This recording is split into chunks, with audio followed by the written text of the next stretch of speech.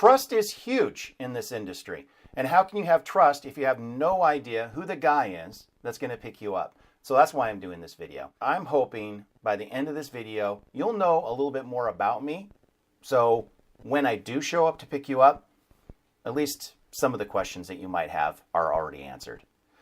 I am not a native. I actually was born in the state of Washington. My dad was a police officer with the Seattle Police Department. He retired early. I was an oops baby. So my youngest sister is quite a bit older than I am, and he pretty much decided he was going to retire and not allow me to hold him back.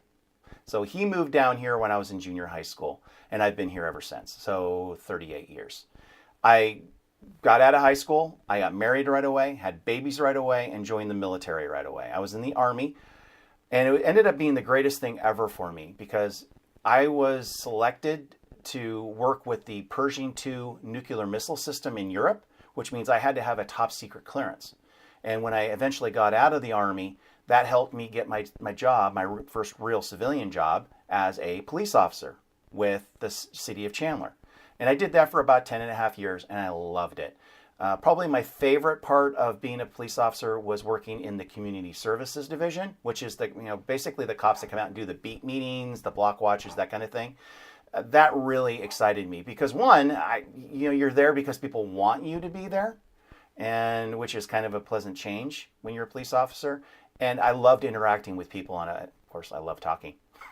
So I really enjoyed the job.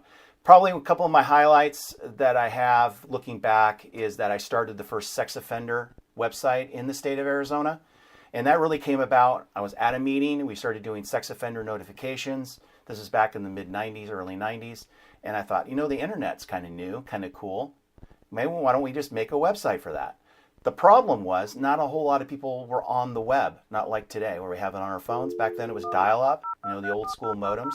So I partnered with Net Zero, which is still around, I think, but they had free internet access. So I had them send me 10,000 discs, kind of partnered with them, and I handed those out, and people were able to get to the website, and it worked out really great. Of course, now the websites are a lot more elaborate, but it's kind of cool that I was involved in one of the first sex offender websites.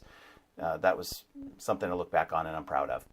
When I left police work, I had already started my own business, which was the Helmet Harbor. It was a local helmet and apparel company, retail company, and I started that in 2000. And that was amazing as well. It allowed me to do a lot of really neat things. I trained with some of the top racers in the country because through the store I had a race team, and I don't like losing. So when I started getting my butt kicked, I went out and I found somebody that could teach me how to ride. So that was really cool, and being part of that and being taught by the greatest in the country was amazing.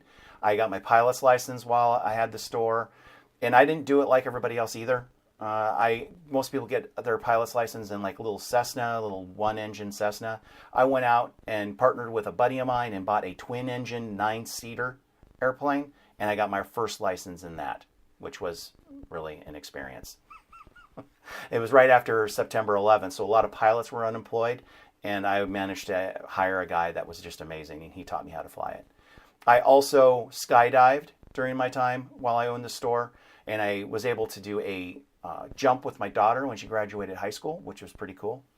I also got my race car license. I had a sports car in the garage, and I thought, what better way to really see what the car can do but to get it onto a racetrack? And in order to do that, I had to get my race car license, my driving license. So I went through the course and did that, which has really helped me here as well. So just a lot of really cool stuff that I was able to do.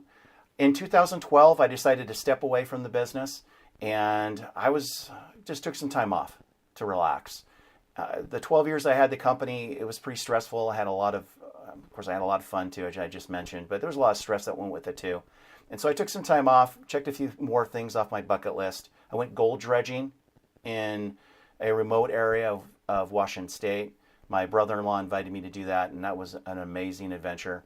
I also got my real estate license. I thought maybe I'll flip some properties. I did it a couple of times, and it really wasn't my thing, but I enjoyed learning how to do that and getting my license. So just a lot of really cool stuff. And I fell into the transportation industry.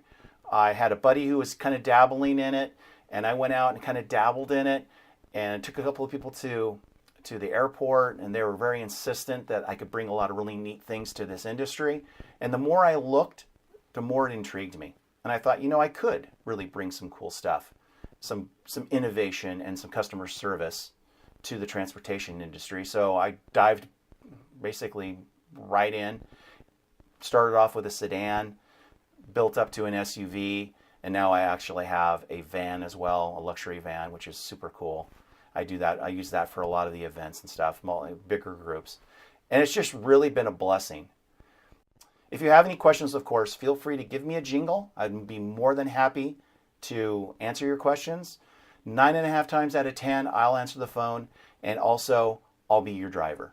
I do have other drivers, but I try to do the majority of my work myself because I just like that interaction between you and me. So hopefully you'll give me an opportunity. And until then, I hope you have a wonderful day, and I will talk to you later. Bye-bye.